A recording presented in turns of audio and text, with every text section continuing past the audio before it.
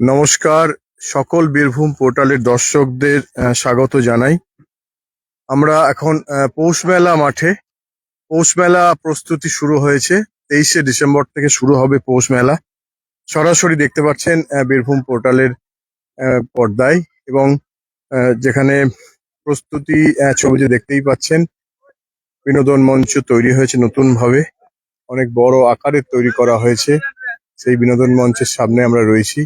চারিদিকে প্রস্তুতি পর্ব চলছে পৌষ মেলার, এবং সেখানে এবারে যেহেতু 15 তারিখ থেকে স্টল বুকিং এর যে প্রক্রিয়া শুরু করেছে বিশ্বভারতী, তার ফলে সময় খুব কম, কারণ আজকে এমনিতেই 18 তারিখ, 3 দিন হয়ে গেল। স্টল বুকিংও চলছে, সেই সঙ্গে স্টল তৈরির কাজও চলছে। তবে এক কথায় বলা যায়, বিশ্বভারতীর এই পৌষ মেলা ঘিরে একটা টানটান উন্মাদনা স্থানীয় মানুষজনের থাকে, সেটা তো রয়েছেই। তার পাশাপাশি পৌষ মেলাকে সাজিয়ে তুলতে বিশ্বভারতী কর্তৃপক্ষ সজাগ, এবং সেই সঙ্গে তারা প্রস্তুত রয়েছেন। মেলা কমিটি এবং বিশ্বভারতীর উপাচার্য বারে বারে তারা দফায় দফায় মিটিং করছেন, এবং বিভিন্নভাবে মেলাকে সুসজ্জিত করতে তার প্রস্তুতি পর্ব একেবারে চলছে। যদিও পৌষ মেলা মাঠে এখনো পর্যন্ত সেইভাবে কোনো স্টল দেখা যায়নি, স্টল তৈরি হবে, তার প্রস্তুতি চলছে। বিনোদন মঞ্চ এবং পাশে পুরো মাঠ ফাঁকা এখনো। আজকে 18 তারিখ, তারই মধ্যে 23 তারিখ থেকে শুরু হবে পৌষ মেলা। শান্তিনিকেতনের এই পৌষ মেলা ঘিরে একটা অন্য উন্মাদনা থাকে পুরো ভারতবাসীর বলা যায়, এবং যেখানে ছাত্রছাত্রী, বিশ্বভারতী এবং সেই সঙ্গে তাদের অভিভাবক সকলেই থাকেন, এবং একটা অন্য মাত্রা বহন করে পৌষ মেলা। 7ই পৌষ সকাল থেকেই সেই মেলার সূচনা হয়। ব্রহ্ম উপাসনার মধ্যে দিয়ে সেই মেলার সূচনা হয় ছাতিমতলাতে, যার সেখানেও প্রস্তুতি চলছে। আমরা সরাসরি এখন দেখাচ্ছি বীরভূম পোর্টালে পৌষ মেলা মাঠ, যে পূর্বপল্লী মাঠ রয়েছে সেই মাঠ থেকে সরাসরি। এবং এবারে পৌষ মেলা 6 দিনের পৌষ মেলা হবে। বিশ্বভারতী কর্তৃপক্ষ সেরকমই তারা জানিয়েছেন। এই 6 দিনের পৌষ মেলা ঘিরে একটা অন্য উন্মাদনা ছাত্রছাত্রী এবং অভিভাবকদের রয়েছে। তারই মধ্যে পর্যটকরাও আসতে শুরু করবেন, কারণ পৌষ মেলার বুকিং ইতিমধ্যে বিভিন্ন হোটেলে শুরু হয়েছে। এক কথায় বলা যায়, আমরা মাঠে দেখতে পাচ্ছি একটা ট্রাক, এবং সেখানে মালপত্র নামানো চলছে, কারণ দোকানের স্টল তার বুকিং হয়ে গেছে বলে তিনি আসতে শুরু করেছেন, এবং মালপত্র নিয়ে সেই সাজানোর প্রক্রিয়া শুরু হবে। তবে এবারে একটু দেরি হচ্ছে, তার কারণ দেরি হয়েছে বুকিং যে তারিখ, অর্থাৎ মেলা স্টল বুকিং এর যে সময়, তার যেহেতু একটু দেরি করে এবারে করা হয়েছে বিশ্বভারতীর তরফ থেকে, তার জন্য কিছুটা তো দেরি হচ্ছেই। যদিও মেলার বুকিং পর্ব চলছে, আমরা ছবিতে কিছুটা দেখতে পাচ্ছি যে সেন্ট্রাল লাইব্রেরি, কেন্দ্রীয় দপ্তর, তার ঠিক পিছনেই সেই বুকিং অফিস খোলা হয়েছে, সেখান থেকে বুকিংও চলছে।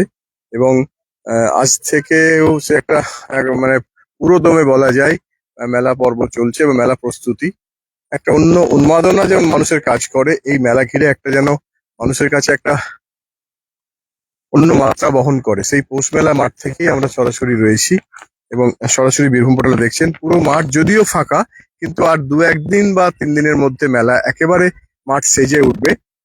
প্রচুর স্টল হয় এমনিতেই প্রতি বছর মেলাতে, সেরকমই এবারেও সেইভাবে পৌষ মেলা করা হচ্ছে, এবং বিশ্বভারতীর তরফ থেকে পরিষ্কার জানানো হয়েছে যে পৌষ মেলা সাজিয়ে তোলা হবে, এবং সেই পৌষ মেলা ঘিরে একটা অন্য উন্মাদনা এখানকার স্থানীয়দের তো রয়েছেই। সেই সঙ্গে প্রচুর পর্যটক আসবেন, এবং সেইভাবে বিভিন্ন হোটেলেও আমরা খবর নিয়েছি বুকিং শুরু হয়েছে। হ্যাঁ, যার ফলে এখানে শান্তিনিকেতনে একটা সাজো সাজো রব তৈরি হয়ে গেছে, এবং সেই প্রস্তুতি পর্ব, যার ফলে শান্তিনিকেতনের এই পৌষ মেলা ঘিরে যেন অন্য একটা মাত্রা বহন করে স্থানীয় মানুষজন সহ পর্যটকদের। এবং সেই পৌষ মেলা দেখতেই মানুষজন আসেন, যেখানে বিভিন্ন ধরনের স্টল, বিভিন্ন ধরনের দোকান এই পৌষ মেলাতে হয়। মানুষের নিত্য প্রয়োজনীয় জিনিস তারা কিনতে পারবেন, দেখতে পারবেন। এখন এই পৌষ মেলা যেন একটা আন্তর্জাতিক মেলার রূপ নিয়েছে।